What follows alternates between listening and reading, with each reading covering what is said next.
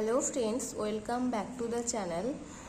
গত ক্লাসে আমি লেসন 8টা শেষ করেছিলাম, আর আজকে শুরু করছি লেসন 9 দ্য নর্থ শিপ, উত্তরে জাহাজ, কবিতাটির নাম। আর কবিতাটি লিখেছেন ফিলিপ লার্কিন, অর্থাৎ ওনার পুরো নাম হলো ফিলিপ আর্থার লার্কিন, যিনি একজন বিখ্যাত ইংরেজ কবি এবং নভেলিস্ট অর্থাৎ উপন্যাস যিনি লেখক ছিলেন। তো এই কবিতাটির সারাংশ উপরে দেওয়া আছে, তো সেটাই প্রথমে মানে করছি। দিস পোয়েম ডেসক্রাইবস, এই কবিতাটি বর্ণনা করেছে দ্য জার্নি অফ 3 শিপস, তিনটে জাহাজের জার্নি অর্থাৎ যাত্রাটিকে নিয়ে। তিনটি জাহাজের যাত্রা বলতে এখানে সমুদ্র যাত্রাই হবে নিশ্চয়ই। That head to different destinations, যাদের গন্তব্যস্থল ছিল বিভিন্ন দিকে। হোয়াইল 2 শিপস রিটার্ন, যখন দুটো জাহাজ ফিরে এসেছিল। One presses forward and faces perils to continue its long onward journey, একটি সামনের দিকে খুব জোরালোভাবে এগিয়ে যাচ্ছিল এবং মুখোমুখি হচ্ছিল পেরিলস, বিভিন্ন বিপদের, two continue its long onward journey, এটা দীর্ঘ যাত্রাটি চালিয়ে যাওয়ার জন্য। Almost like a symbol of aspiration, এটা প্রায়ই একটি কিসের প্রতীক? ইচ্ছা, একটা আকাঙ্ক্ষা যে আমি এই জায়গায় পৌঁছবো, এরই প্রতীক। দ্যাট ওভারকামস অল অবস্টাকলস, যেটা জয় করেছিল বিভিন্ন বাধা বিপত্তি। এই কবিতাটির সারাংশ হচ্ছে তিনটি জাহাজকে নিয়ে, যেই জাহাজগুলোর একটি জাহাজকে সজ্জিত করা হয়েছিল বহু দূরে পৌঁছানোর জন্য, আর দুটি জাহাজ খুশিভাবে বা অখুশিভাবে ফিরে এসেছিল তাদের গন্তব্যস্থল থেকে। তো প্রথম লাইন যেটি আছে, I saw 3 ships go sailing by, এখানে আই বলতে কবির কথা বলা হয়েছে, অর্থাৎ ফিলিপ লার্কিনের কথা বলা হয়েছে। আমি দেখেছিলাম তিনটি জাহাজ গো সেলিং বাই, এখানে সেলিং বলতে সমুদ্র যাত্রা করা। তো সমুদ্র যাত্রায় বেরিয়েছিল। ওভার দ্য সি, সমুদ্রের ওপরে। দ্য লিফটিং সি, উত্তোলক সমুদ্রে। অ্যান্ড দ্য উইন্ড রোজ, এখানে রোজ বলতে রাইজ, যেটা মানে হচ্ছে উঠা, ওই রাইজের পাস্ট ফর্ম রোজ, অর্থাৎ এবং দ্য উইন্ড রোজ, বাতাস উঠেছিল। ইন দ্য মর্নিং স্কাই, সকালের আকাশে। অ্যান্ড ওয়ান ওয়াজ রিগড বলতে পাল দিয়ে সুসজ্জিত করে তোলা।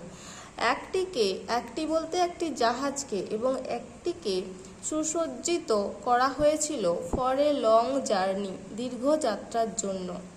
দ্য ফার্স্ট শিপ, প্রথম জাহাজটি, টার্নড, ঘুরেছিল, টুয়ার্ডস দ্য ওয়েস্ট, পশ্চিমের দিকে এগিয়ে যাচ্ছিল।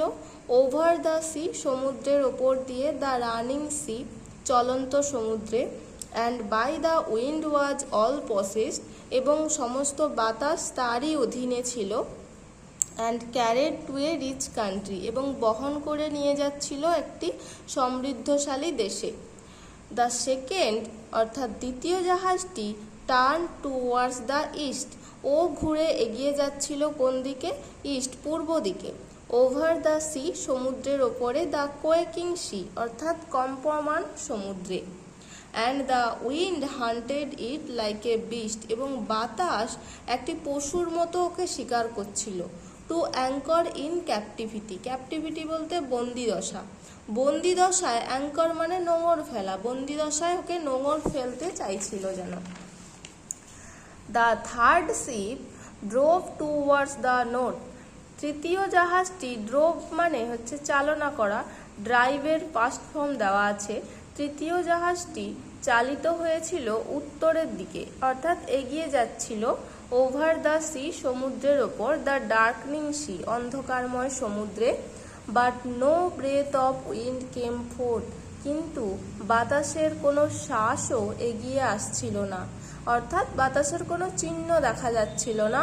অ্যান্ড দ্য ডেক শোন ফ্রস্টিলি, এবং ডেক অর্থাৎ জাহাজের যে ঘর কামরাগুলো থাকে সেগুলো শোন, উজ্জ্বলভাবে ফ্রস্টিলি দেখাচ্ছিল। দ্য নর্দার্ন স্কাই, উত্তরের আকাশটি। রোজ হাই অ্যান্ড ব্ল্যাক, উঠেছিল উঁচুতে এবং কালো হয়ে। Over the proud unfruitful sea, গর্বিত অফলিত সমুদ্রের ওপরে। East and west the ships came back.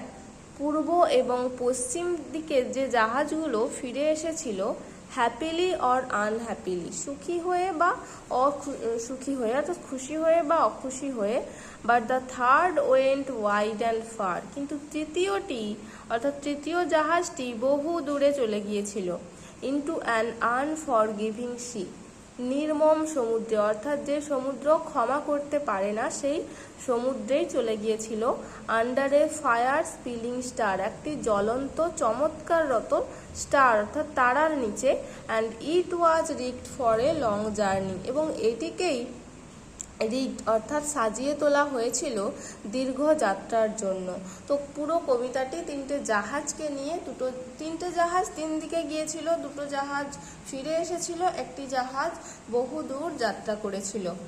আর আশা করি বুঝতে পেরেছো লাইন বাই লাইন বেঙ্গলি মিনিংগুলো। যদি না বুঝতে পারো অবশ্যই আমাকে কমেন্ট করো, আর ক্লাসটি ভালো লেগে থাকলে অবশ্যই লাইক করো আর চ্যানেলটিকে সাবস্ক্রাইব করো। আর অবশ্যই তোমাদের সুবিধার জন্য যে লাইনগুলোর মধ্যে যে ওয়ার্ডগুলো আমি আন্ডারলাইন করেছি ওগুলোর মানে অর্থাৎ বাংলা মানেগুলো খাতায় লিখে পড়লে তোমাদেরই সুবিধা হবে। Thank you.